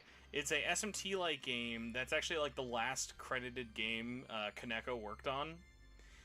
It is a first-person dungeon crawler. It's on Vita, PS4, PC, and Switch. It's on like everything. It's really, really cheap. Very good, awesome art style, not that long, really, really, like, takes a lot of cool inspiration. Another one I'll give you that's very different to it, but is done by a similar dev who has a lot of cool SMT stuff with it. This one I think is only on PC and Vita, but has an awesome art style I highly recommend. This art style is not SMT-like at all. I would recommend checking out Ray Gigant. Ray Gigant has, like, one of the most, like, blown out budgets for battle animations. Like, they literally are just like animation cells, like repeating. So like when you see your party, they're all like fully drawn out and animated, like idle animations. Like they don't look like they're just like a still image. Like they're very, very like cool, and it's a really cool dungeon crawler. Interesting. What's it? Raid what? Ray Gigant. Gigant. Gigant. So okay, I thought I spelled that right, and I didn't get anything. Maybe I am a fake fan and putting it. Gigant. Okay, good. I did. I'm getting what looks like motorcycle parts. No, hold on. Ray? Did you do RAY? No, I thought you said Raid. Never mind. Raid Shadow Legends. Yeah. Sponsor of this episode. Ray Gigant. Okay, cool. Yeah, Ray cool. Ray Gigant got Okay. Incredible art for what it is. Actually, funnily enough, it was a Bandai Namco game in Japan, but did eventually end up getting a release physically and digitally over here in the West. But yeah, probably easier for you to play it on PC. I don't know how close and undusted your Vita is right now. Oh, my Vita is actually non-existent. I Oh actually, no, no, no. man. I ordered one the other day, and it'll be here in June sometime. Whoa! We should have talking about burying the lead. Tell me, fuck the questions. What? How did this happen? When'd you get a Vita? So I was looking on eBay. I wanted to get, so I sold my Vita a few years ago, back in like 2018, 2017 The maybe. dark times. Yeah, I kind of regretted it Yo, horribly man, at the imagine if you time. sold it now. All those fat stacks you'd be sitting on. Right? Yeah. So yeah, I would have been looking good now. Because it was like a few years old. It was in great condition, but it was collecting dust for like 3 months, and I just said I don't want it. Wish I didn't do that. Also, yeah, I saw a Vita on eBay, and I wanted to get a slim one this time because I feel like those look better and micro USB. It's a bit more friendly, and so I got the blue one. I'm sure you know what that one looks like. It's freaking amazing. I like how Oh, vibrant the like it is. aqua blue one. Yeah, aqua blue. That now, did you get? Do you know if that's the U.S. model or the Japanese model?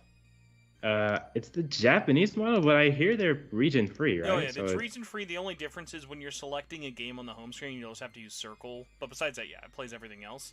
Um, the blue is gorgeous. The blue actually did come out in the West. It was a GameStop exclusive, and I always remember that one.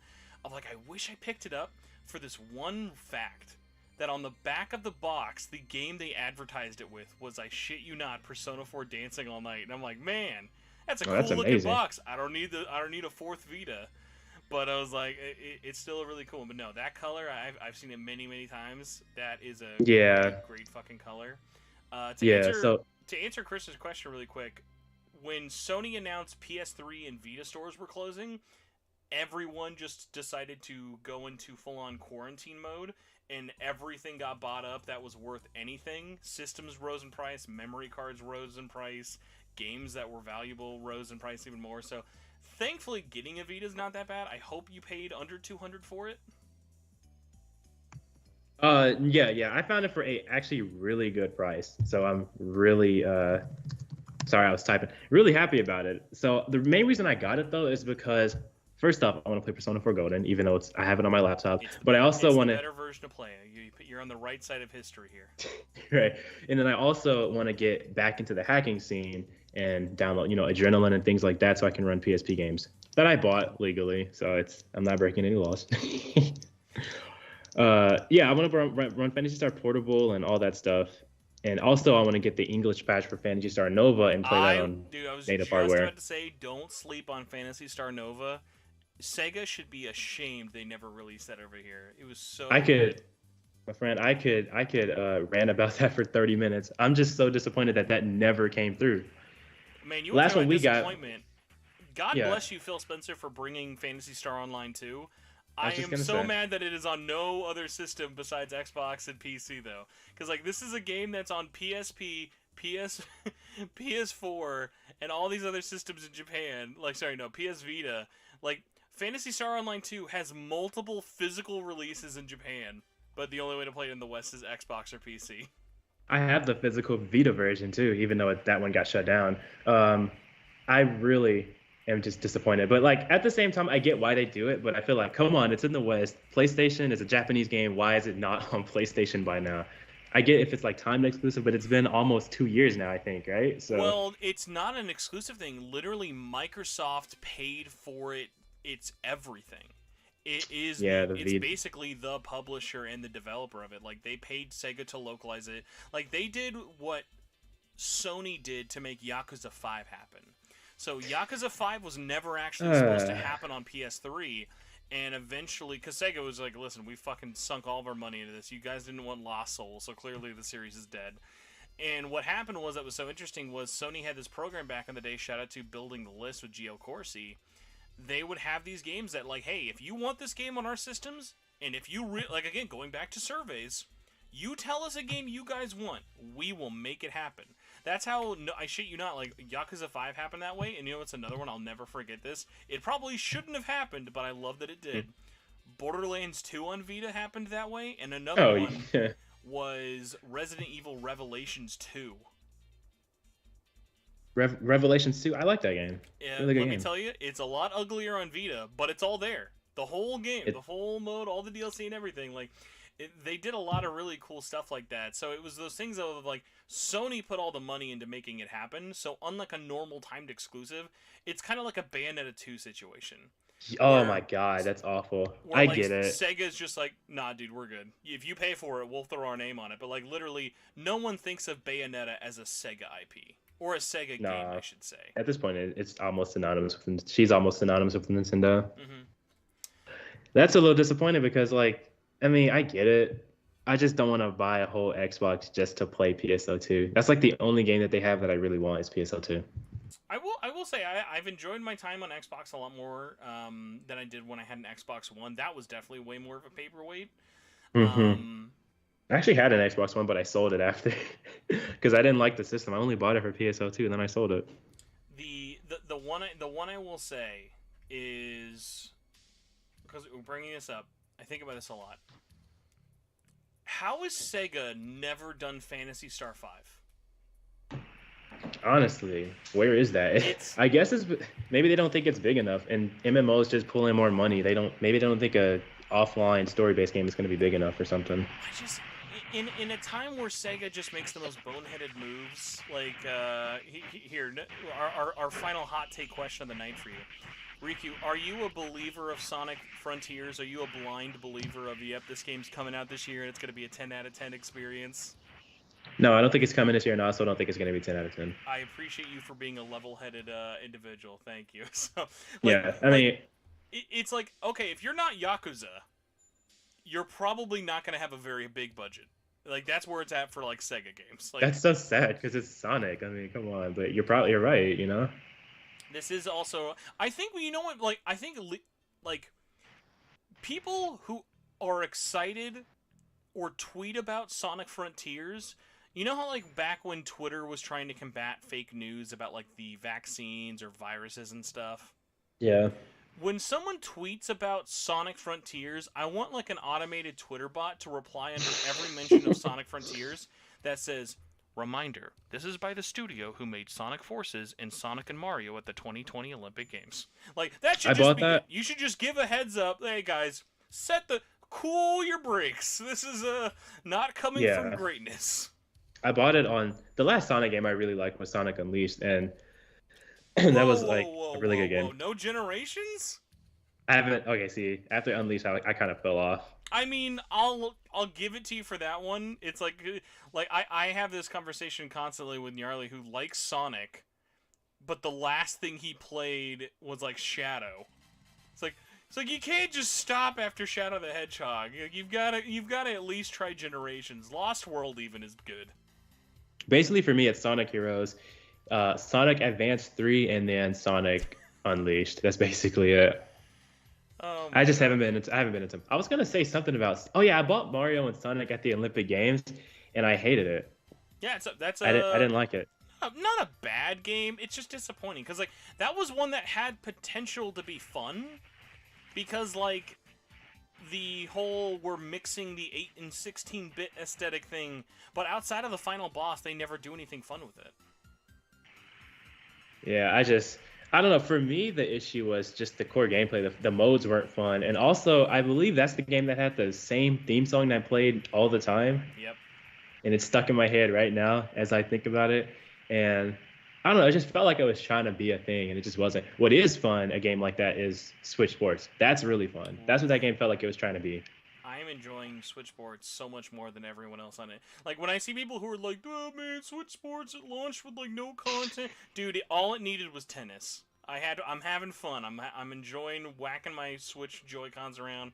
Like, when they add in golf, I'm gonna fucking eat that up. And then, like, even on the other way of, like, kind of going back to so many games on Switch we're looking forward to, I am hyped. I shouldn't even say that I'm this hyped.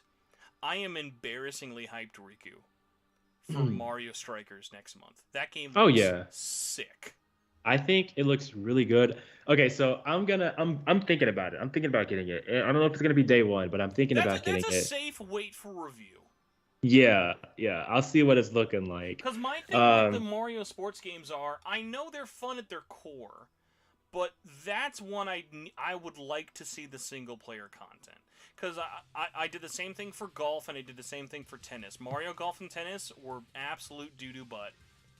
And at least for single player content, which sucks because I love Camelot, but they just clearly had no time or no budget to make a single player, and it was just that thing of like, yeah, no, I'm good. Like even guys like Switch Sports, even though like it has almost nothing for single player content, you're buying Switch Sports for the thing of, hey, this is the when your friends are over game. yep. My favorite is the what is it called? The sword fighting. I'm Oh, gonna pronounce it wrong. Kambara. Kumbara. That is so much fun. That is probably the best game mode in my entire game for me. Also, the avatars just look really good, and I like the customization and stuff. It's nice. Mm-hmm. Switch Well, Sports. That's a Rikku, W. clearly from Switch Sports all the way to Tiny Tina's Wonderland, I'm just going to be very offended. You and I have not played online yet, but if you ever change your mind, I'm here. Yes, I'm waiting. definitely. Play Mario Kart 8 new maps. When's that second map pack coming out? I'm just waiting.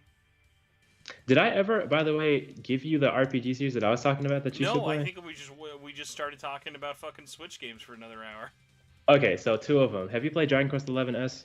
Ooh, baby, have I played Dragon Quest XI? I'll That give you a is yes and no.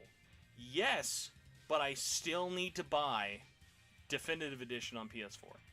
okay. Yeah. So I got it on Switch, and it's like a top tier RPG. Absolutely. Okay, so you played that. You play Fantasy Star Portable, Yes. the first one. 1 and 2. Okay. I played a lot of 2 on PSP. Yo, Okay, yeah, so if they added Phantasy Star Portable 1 and 2... that's what I was thinking. With trophies? Goodbye, everybody. Look, I'm already on board. Honestly, if they added those two games and brought back online play, I don't know if they're gonna do that. But if they Do you did, remember the LAN party app for PS3 where you could play those LAN only games online? oh yeah, I do remember that. Yeah. Oh my god, that always came way too late. But Yeah. oh my god, no! Like the big one for me with that was Peace Walker, because Peace Walker was on PSP only with no online. Yeah. That was a huge one. But no, Phantasy Star Portable 1 and 2, just so many hours were sunk into those. That would just oh my god. I love those games. I really love those games. And if they added them, I could play them on my PS5 on a TV. It's over with. I don't need anything else okay, well, I still need Ape Escape, but after that, I don't need much else this generation. I'm good. Add those two games, I am good. Now, unless I'm having an aneurysm, which I could. It is like 11 o'clock at night, and I've been working all Sure. day. Chris said, Spencer, you've played Infinity. Oh, I have not. I haven't played Infinity yet. I Hold need on. to. That's what I'm gonna do on my Vita. Phantasy Star Infinity. Yes. Okay, literally, I thought we were talking about Disney Infinity, which I have played a lot of Disney Infinity. Okay, I was like, did I mention Fantasy? Did I mention Disney Infinity sometime during this and had like a brain blast or something? I'm gonna play that on my Vita, not Disney Infinity. Portable to Infinity. Okay, sorry. Phantasy Star Portable 2, I forgot had the subtitle of Infinity. Yeah, and we didn't get that one in the West either, sadly. Was that like the 2.5? It could be considered 2.5. Yeah, it had the original story that had also an extra story and quality of life stuff. The 1.5 releases from back in the day. And the new like definitive. That. Yeah, but whatever the normal ESRB North American version of Phantasy Star Portable 2 just played the absolute... Funnily enough, the only Phantasy Star game I don't think I've ever played is Universe. And oh my god! And no one ever tells me, bro, you gotta play Universe. Just because it was like, I could have played it on PS2. I never had a 360, and it just released to such underwhelming response by all my old PSO friends. It's kind of sad. Yeah. It's kind of sad because like people just don't people prefer PSO and then people like PSO2 more. Universe is kind of like the middle child kind of. Oh, shout out to the devs of Phantasy Star Portable 1 and 2. Phantasy Star Portable's devs, after Phantasy Star 2, had a PS Vita exclusive that is actually a really good underrated RPG. They made Orishika Tainted Bloodlines. It is a really, really fun RPG that I cannot recommend enough. It's actually a sequel to an old Japanese PlayStation RPG that I don't think ever came out in America. An But alpha system. Let's go. yeah, Orishika Tainted Bloodlines is by the same devs, and that's a really, really fun game. Yeah. Real quick, I do want to say about Universe, like, because I love that game. It's like, okay, it's not like it's not amazing, but it's like really good. I love it, mainly because of nostalgia and also because I played a ton of hours online and stuff. You can still play that game online. It's crazy, even in 2022. The 360 servers are still up? Oh no, not 360. Private servers on Oh, PC. okay. Everything else has been shut down. Officially, the game is dead. I mean, hey, we're living in a world where Halo 3 got shut down last year, so I mean, I'd be like, hey, I'd believe you. I'm looking at this Orishika. I'm definitely gonna get this game. I like the character design. Isn't this like a first party game too? No, it's Alpha System. It was developed by them, but it was a first party published by Sony worldwide.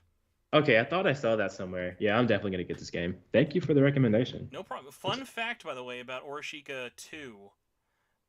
In the Asian English version, so it was a digital only release in the West, but in Asia there was a version with the English everything included.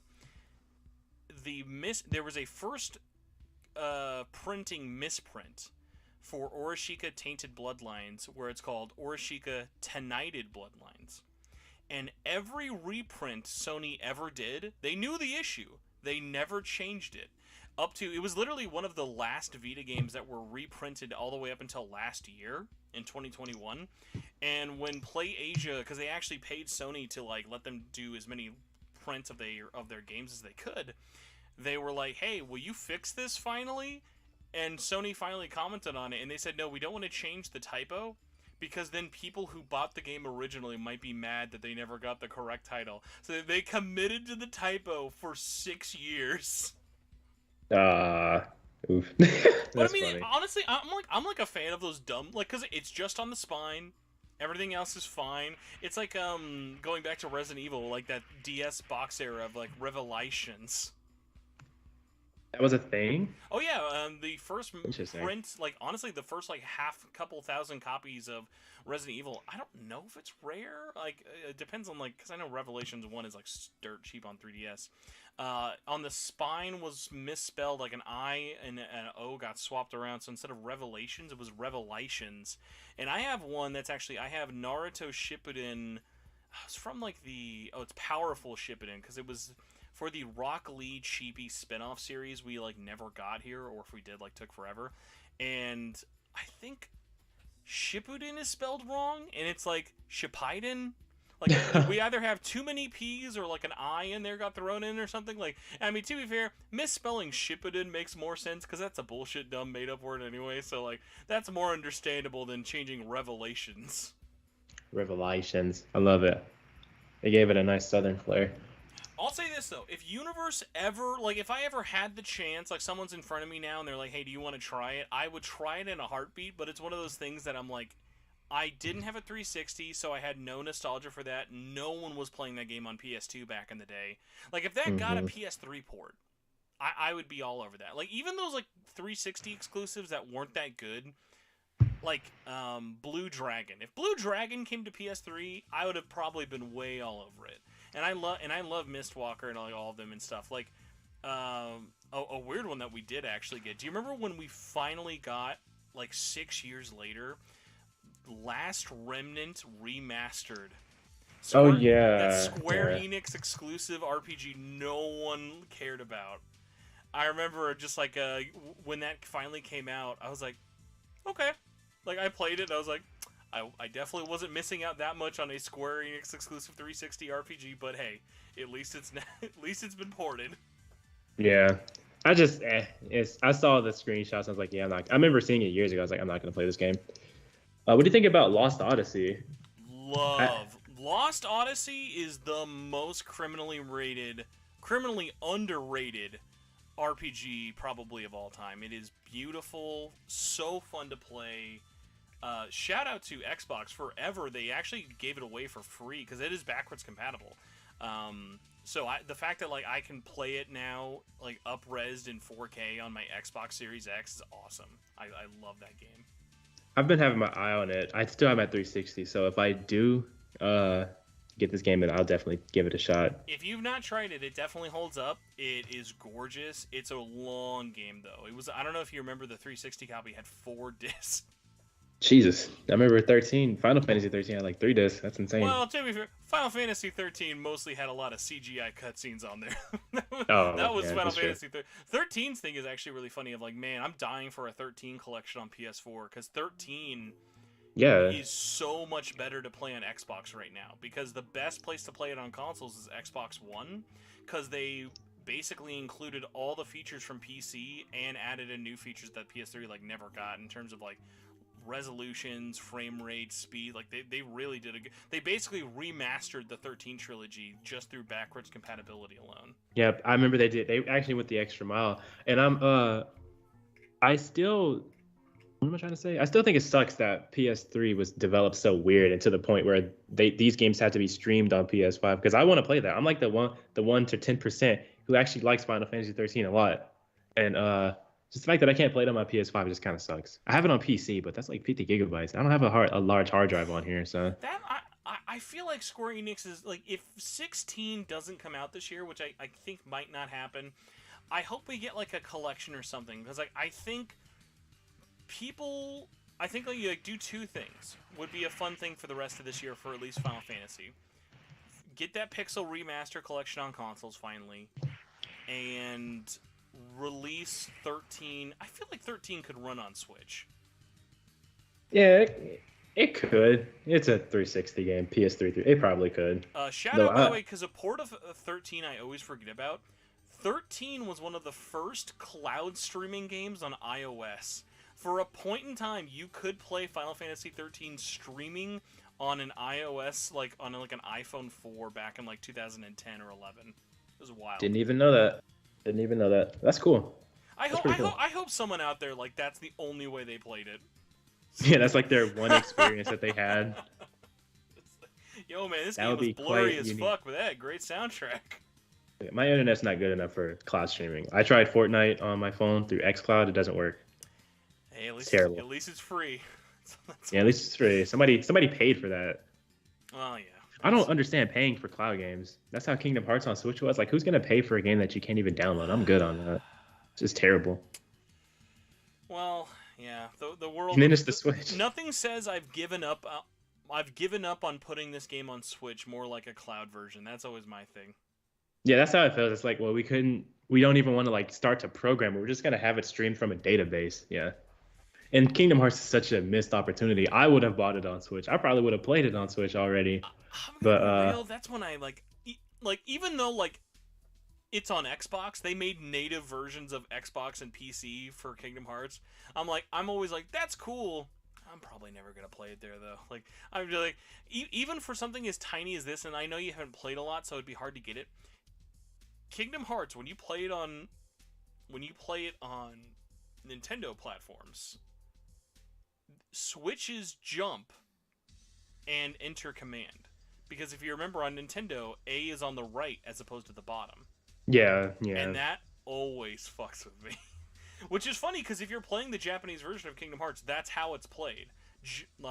Jump is on the bottom. Jump is on the bottom, and enter command and attack is on the right. And so it's one of those funny things of like, there's a lot of games I always was able to learn and switch to, but Kingdom Hearts was the one I just never got. Metal Gear Solid, no problem. Random RPG, I'm probably fucking forgetting. Like Final Fantasy, like that's no problem. Kingdom Hearts, because of how much of an action game that is, like nope. Yeah, jump with circle. Kind of have to jump a lot in there. That makes sense. I don't know. I just felt like it's a missed opportunity for it to not. It 100% is, but it's also one of those things where it's like, there's nothing stopping them from just releasing it in 2 years, though, physically. To be fair. That's what Yeah, I don't know. Would they do that? I mean, they're like, oh, we already have it out. We don't need to do anything else. I would say that's one that's like, hey, maybe just wait till a Switch 1.5. The one that I will say is never coming to Switch in a native form unless there's a big hardware bump. 3 would never run on a Switch. 3 is absolutely really powerful. Not. Absolutely not. I basically only want to play the collection on Switch anyway. I already have Kingdom Hearts 3 technically on PS4 and PS5 backwards compatibility.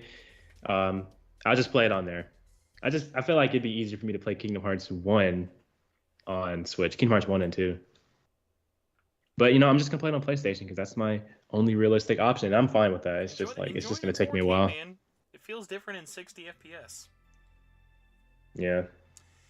So Alrighty. yeah, Well, all everybody, good. thank you for this not so short episode and listening and getting us all RPG nostalgic-y. So I appreciate it. Deep Weave, thank you for the Balan Wonderland drop. I was really holding it holding it in the whole time. Just wanted to Let's talk go. about Balan Wonderland, but that's for the Balan Wonderland podcast. So I'll save that for another day. I was trying to think, man. Yeah. Fun. I thought there was a Balan Wonderland thing I was actually going to bring. Oh, I know what I was going to say. Because I was dogging on Team Sonic. I'll say this. I would play Balan Wonderland in a heartbeat before I ever touch Sonic Forces again. For whatever that's worth, I at least feel Yuji Naka's creative vision, for as impaired as it was. But, like, Balan Wonderland for me, I remember as a funny one of, like, when I see that game... Because I know that game will never get expensive. Whenever I find a chance to pick up that game for like $10, easy pickup. Same with Babylon's Fall. Babylon's Fall, I love Platinum. I know it was a dog shit game, so I'm in no hurry to buy it. But because of how much of an absolute failure it was, I will gladly pick it up when it's like disgustingly discounted. And that's always like a fun feeling of a game that you know you're not gonna love. Like that's what I did with Monkey Ball Banana Blitz HD. I bought it for $7 used on like super clearance at a Target, and it was one of those things of even at that price, I was like, I'm still probably gonna feel like I paid too much for this, and I did. Yeah. For a game like Balan, somebody is gonna just have to like beat me up and throw the case at me or something for me to get that game. There's no way I'm spending any money on that game. I'm so good on that. It's because, unlike me, you respect your time and money. You're an Yes. actual adult, so. Rikku, when you do want to be an adult online and not on this channel, where do you want people to go and find you? You can find me on two sites. You can find me on YouTube, youtube.com/KatanaRikku. I do content on JRPGs, indies, core PlayStation and Nintendo series, and I try to upload regularly, at least once a week. Sometimes there's more than once a week. And outside of that, you can find me on Twitter, which is where I'm the most active. I'm there basically every single day. And yeah, just follow me there, and I just be chilling on Twitter, honestly. Have nothing more to say. I just be on Twitter and YouTube. That's where you can find me. When can we get the 24-hour Xenoblade Marathon live stream happening? What's the ETA on that?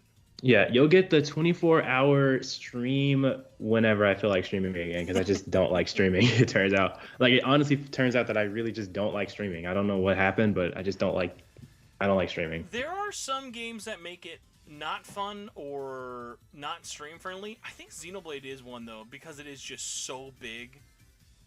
Like Xenoblade would be a good one of just like I'm doing mindless side quest where I'd be like, that's cool.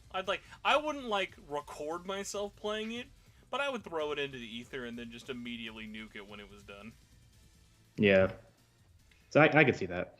But yeah, most games it's just like, I don't know, some people can make it not fun. No, I definitely as a vocal I don't know if hater is the right word, but I don't ever get it when it comes to watching Let's Plays or people streaming. Constantly, I'm always thinking the same of like, listen, if I don't want to watch me doing this, I don't know why anyone wants to watch anyone else doing this. Yeah, it depends. Honestly, there should be just streaming only games. It's got to be just streaming only games for me. Most games I just will not have fun streaming. I just like to just dive into it myself. I don't want to feel like I'm having to like talk to people while I'm like watching a story cutscene in Xenoblade. I don't want to do that. Or most games, really. Maybe like something like Fall Guys. Watching the ending of Xenoblade, really emotional. Right. And then you just hear, yo, Bong Lord 63, thanks, man. It's the 3 subs. Appreciate for the 8-month subscription. I'm already trying to like appreciate people. I'm out here crying over this emotional cutscene. Like, no, that's just not gonna work. Especially Xenoblade. Xenoblade gets kind of crazy. I just know there's gonna be something. I'm not gonna be streaming that game. I don't want people to see my reaction. That will not be a stream game for sure. Yeah. For sure. All right, everybody. Well, thank you so much for watching this surprisingly girthy episode. We will be back next week, most definitely Tuesday. Hopefully an earlier showing, as long as I play my cards right and everything. But for the most part, should be expecting a normal schedule for everything. If you'd like to find the show, Facebook, Twitter, Discord, all that other stuff. Subscribe on YouTube. That always really, really helps. And if you would like to support even more, you can go to patreon.com/SMTN. Donate $1 and get the show either early or exclusive perks, or be a fan like that. If you want to be a Patreon producer, you can do $5 and up tier. All of that stuff is super, uber duper appreciated. So, thanks everyone for supporting us on there. Rikku, thank you for chatting with me all night tonight. And everyone watching live, thanks for being so cool. Cross Rin, Deep Weave, 8th Arc, Molten Sky, Birdman, not Harvey Birdman, Chris, of course, the good Christian. My boy Christian. And everybody else, Flair, thank you all so much for popping on live, whether it be for a few minutes, a comment, or if you're just lurking.